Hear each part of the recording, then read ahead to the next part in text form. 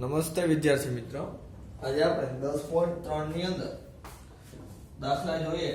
લંબચોરસનું ક્ષેત્રફળ, ચોરસનું ક્ષેત્રફળ. 10.3 ની અંદર આપણને સાવ સિમ્પલ દાખલા આપ્યા છે. જો પેલા દાખલાની અંદર મેં 3 રકમ લખી છે, એક નથી લખી, એ તમારે જાતે કરવાની છે.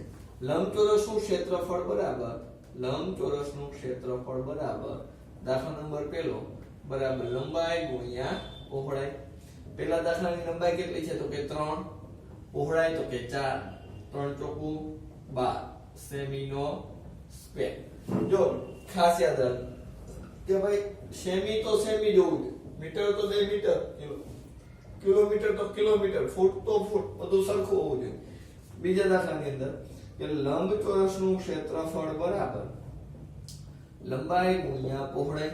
દાખલા નંબર 2 ની લંબાઈ 12 મીટર અને 21 મીટર. 12 ગુણ્યા 21, 12 એકુ 12 વધાવી 12 એકુ 12, 12 નો બગડો વધા પડી 1, 12 દુ 24 25 સેમી નો સ્ક્વેર. દાખલા નંબર 3 ત્રીજાની અંદર જો લંબાઈ 2 મીટર. તમને બધાને ખબર અહીંયા મીટર આપ્યું, અહીંયા સેમી આપ્યું, કા બધું મીટરમાં હોવું જોઈએ, કા બધું સેમીમાં હોવું જોઈએ. તો 2 મીટર બરાબર 200 સેમી, 1 મીટર બરાબર 100 સેમી, બધાને આવડતું હોય. પહોળાઈ આપણે 70 સેમી, એટલે કા બે સેમી લેવાના, કા સેમી ને મીટરમાં ફેરવી નાખો તો પોઈન્ટ આવે. એના કરતા આપણે ઈજી કયું પડશે તો કે સેમીમાં ફેરવવાનું. તો કે લંબચોરસનું ક્ષેત્રફળ બરાબર લંબાઈ ગુણ્યા પહોળાઈ. લંબાઈ કેટલી છે 200, પહોળાઈ તો કે 70, 7 દુ 14 અને 3 મીટર સેમીનો સ્ક્વેર. એ જ રીતે દાખલા નંબર 4 ચોરસનું ક્ષેત્રફળ. ચોરસનું ક્ષેત્રફળ તમને જ્યારે શોધવાનું કે ચોરસનું ક્ષેત્રફળ બરાબર પેલો દાખલો તો કે લંબાઈ ગુણ્યા લંબાઈ. લંબાઈ કેટલી કીધી 10 ગુણ્યા 10 એટલે 100 સેમી, 100 સેમી નો સ્ક્વેર. દાખલા નંબર બીજો 14 સેમી તો કે ચોરસનું ક્ષેત્રફળ બરાબર લંબાઈ ગુણ્યા લંબાઈ. ચોરસના ક્ષેત્રફળ માટે દાખલા નંબર 2 માં લંબાઈ કેટલી આપી તો કે 14, 14 ગુણ્યા 14. તમને બધાને ખબર હોય 14 નો વર્ગ કરી નાખો તો 196 સેમી નો સ્ક્વેર.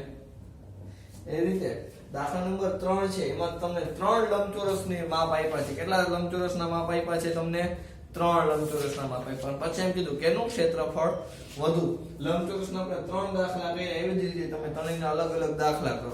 9 6 54, એકનું આવશે 54 સેમી નો સ્ક્વેર, 17 મીટર અને 3 મીટર બીજા એટલે 17 તેરી 51, અને એકનું આવશે 4 મીટર અને 14 મીટર.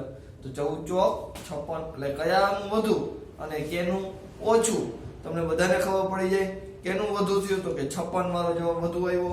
પેલો છે એ 54 છે, એ સૌથી સોરી 51 છે વચ્ચે એટલે કે સી સોરી બી 77 51 એ સૌથી ઓછો. એ તમારે જાતે કરવાનું.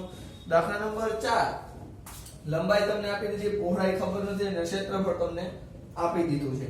તો કે લંબચોરસનું ક્ષેત્રફળ બરાબર લંબાઈ ગુણ્યા પહોળાઈ. ક્ષેત્રફળની જગ્યાએ 300, લંબાઈ 50 મીટર અને પહોળાઈની ખબર નથી એટલે આપણે અહીં શું કરશું શોધશું. હવે આ બે રકમ જોવાનું, લંબાઈ અને પહોળાઈ ગુણાકારના સંબંધમાં બરાબરની ડાબી બાજુથી જમણી બાજુ અથવા જમણી બાજુથી ડાબી બાજુ જાય તો ગુણાકારમાંથી ભાગાકારમાં આવે, ભાગાકાર હોય તો ગુણાકારમાં જાય. 50 છે આ બાજુ આવશે શેમાં આવી જાય ભાગાકારમાં, તો કે પહોળાઈ બિંદુ 6 તો બી એટલે કેટલો આવશે તમારે પહોળાઈ કેટલી આવશે 2 અને 6 મીટર એટલે કે 6 મીટર તમારે પહોળાઈ આવશે. આ જ રીતે આપણે દાખલા નંબર 5 માં જોઈએ. દાખલા નંબર 5 ની અંદર ચાલો દાખલા નંબર 5 ની અંદર આપણે જોઈએ ને તો રકમ એમ કે જે 500 મીટર લંબાઈ છે, પહોળાઈ 200 મીટર છે. આપણે જોતા પૂરતી જ રકમ લખશું, આખી રકમ લખવાની નથી. ક્વેશ્ચન 5 લંબાઈ તમને 200 મીટર, પહોળાઈ તમને 500 મીટર. પછી 500 મીટર લંબાઈ સોરી 500 મીટર લંબાઈ અને 200 મીટર પહોળાઈ આવી રકમ કીધી. પછી તમને એમ કીધું કે લંબચોરસ જમીન પર પ્રતિ ચોરસ મીટરનો સ્ક્વેર 8 રૂપિયા લેખે લાદી લગાડવાનો ખર્ચ કેટલો થાય? હવે લાદી લગાડવી એટલે કે તમને પરિમિતિ અને ક્ષેત્રફળની ખબર હોવી જોઈએ. ક્યારે પરિમિતિ ગોતવી, ક્યારે ક્ષેત્ર. ફરતી બાજુ વાળ કરવી હોય, ફેન્સિંગ બાજુ, ચારે બાજુ કે ખાલી ફરતી બાજુ, તો શું કરવાનું હોય? પરિમિતિ ગોતવાની.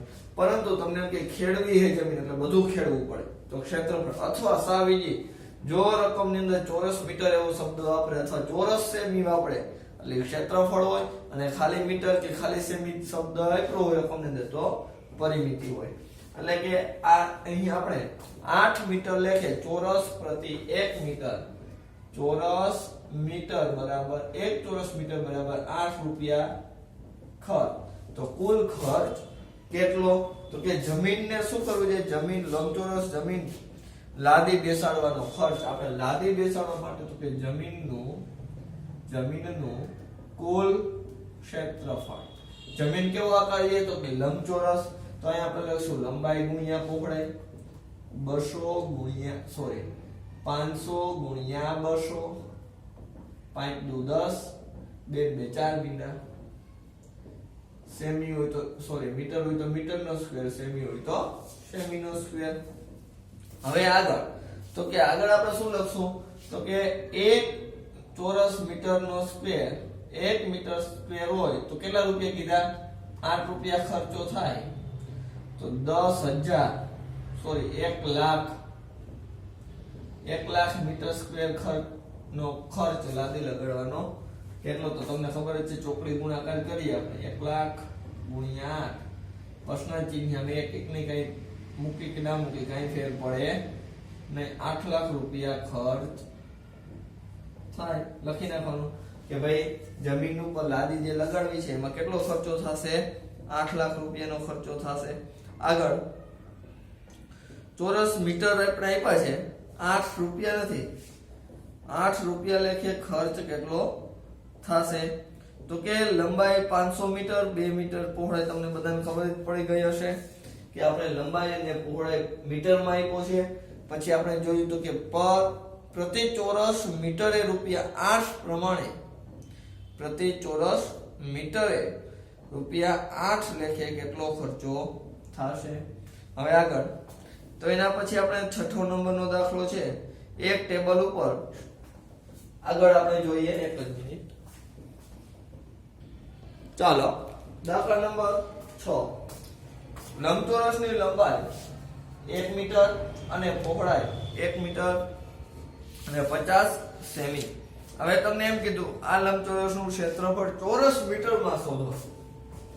જેમાં કીધું ચોરસ મીટરમાં, તો આને આપણે સેમી મીટર અને મીટરમાં ફેરવવા પડે. તો સૌપ્રથમ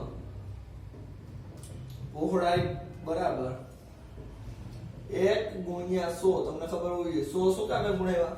તો કે 100 સેમી બરાબર 1 મીટર. 1 મીટર હે 100 મીટરમાં જ આપણે ગોતવાનું કીધું. એટલે 1 મીટર એમનો પ્લસ અને કેટલા સેમી એને કેમાં ફેરવી નખાય? મીટરમાં. એટલે 100 એને ભાગાકાર કરી નાખો તો 1 પ્લસ 0.50 એટલે 1.50 અથવા તો 5 મીટર. હવે ક્ષેત્રફળ બરાબર લંબાઈ ગુણ્યા પહોળાઈ.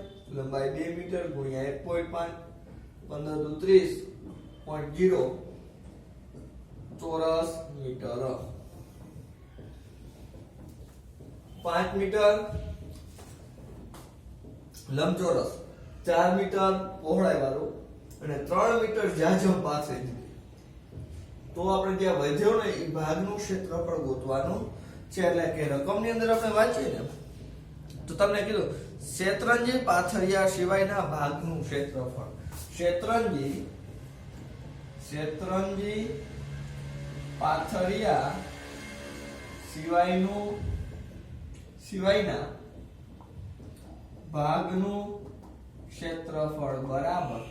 તમને બધાને ખબર પડવી જોઈએ શું? તો કે મોટું લંબચોરસ છે. શું છે? લંબચોરસનું ક્ષેત્રફળ, લંબચોરસ નું ક્ષેત્રફળ માઈનસ જે શેત્રંજી પાથરી ચોરસ છે.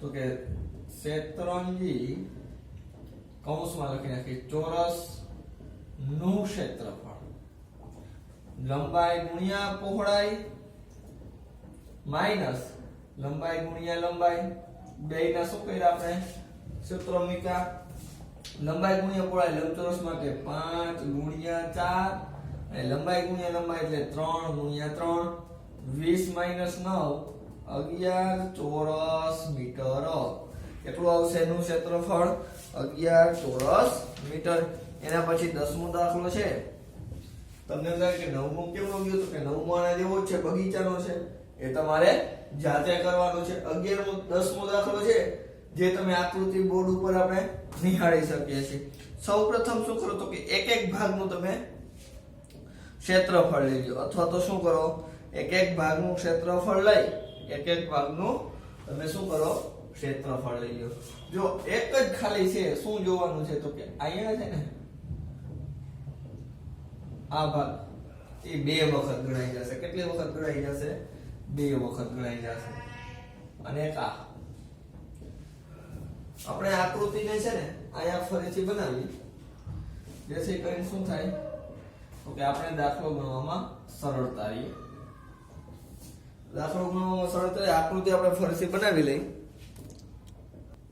ચાલો આપણે આકૃતિ અહીંયા રફ આકૃતિ બનાવી હવે અહીંયા શું કર્યું આ જેમ ભાગ પાડ્યો ને એમાં ભાગ પાડશું અહીંયા આકૃતિ આપણે શું કર્યું તો કે આકૃતિમાંથી જોઈ અહીંયા એક નવી આકૃતિ મેં બનાવી લીધી હવે આપણે જેમ સહેલું પડે એમ કરવાનું પણ એટલું યાદ રાખવાનું કે આ લંબચોરસ જે આપ્યું છે અથવા ચોરસ આપ્યું બધા મિક્સ કરીને જે આકૃતિ આપી એકને એક વસ્તુ બે વાર ન આવી જોઈએ અને એકને એક ભાગ બે વાર ન આવી જોઈએ એટલે આપણે ભાગ પાડી દઈએ તો કે ભાગ પાડી તો 4 સેમી આખે આખું અહીંયા તમને 1 સેમી દેખાય છે આમ 3 સેમી આપ્યું છે આમ 2 આપ્યું આમ 2 આપ્યું સૌપ્રથમ આપણે ભાગ લઈએ તો અહીંયા બે ભાગ થઈ જાય તો કે આની સામે 3 અને અહીંયા 1 અહીંથી માંડી અને આનું માપ આપ્યું છે તમને 4 સેમી કેટલા સેમી આપ્યું છે 4 હવે અહીંથી આમ તમે જોઈ શકો છો અહીંયા 3 છે તો અહીંયા કેટલું થઈ જાય 3 પછી આમ ગયા એટલે કેટલું આવે છે 4 આપેલું છે આરામથી હવે આ એક ભાગ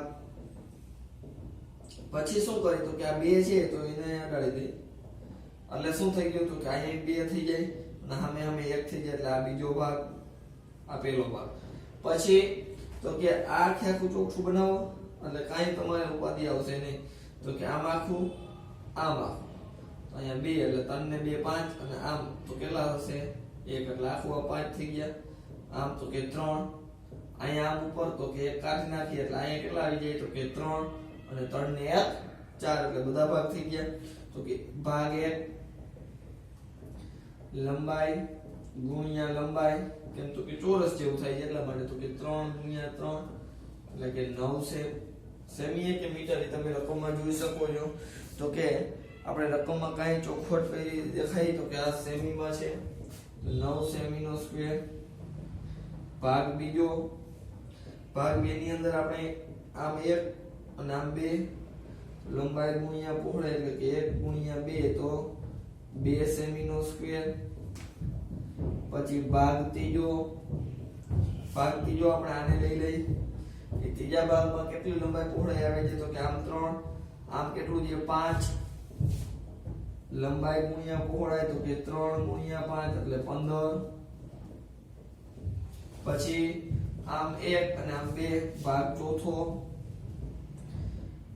લંબાઈ ગુણ્યા પહોળાઈ 2 ગુણ્યા 1 એટલે 2 કુ 2 ચોરસ સેમી એટલે કે સેમી નો સ્ક્વેર તો કુલ આકૃતિનું ક્ષેત્રફળ બરાબર ભાગ 1 પ્લસ ભાગ 2 પ્લસ ભાગ 3 પ્લસ ભાગ 4 એક ભાગનું ક્ષેત્રફળ 9 પછી બીજા ભાગનું ક્ષેત્રફળ કેટલું આવે છે જુઓ જી તો કે બીજા ભાગનું 2 ત્રીજા ભાગનું 15 અને 2 9 ને 10 11 12 13 ને 15 28 સેમી નો સ્ક્વેર આ રીતે આમાં તમને આ ત્રણ સંયોજિત આકૃતિ આપી છે એ તમારે જાતે કરવાની છે દાખલા નંબર હવે આપણે 12મો લઈએ એની અંદર બે તમને લંબચોરસ જમીનના ટુકડા આપ્યા છે જેની અંદર તમારે શું કરવાનું કે બે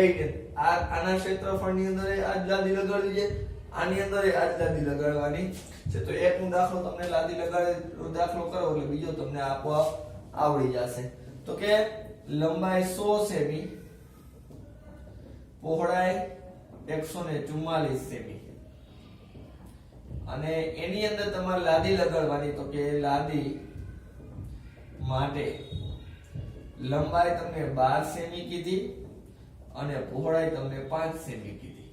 તો આ બંનેમાં કેટલી ટાઇલ્સ જોઈ તે તમારે કહેવાનું છે. તો કે ટાઇલ્સની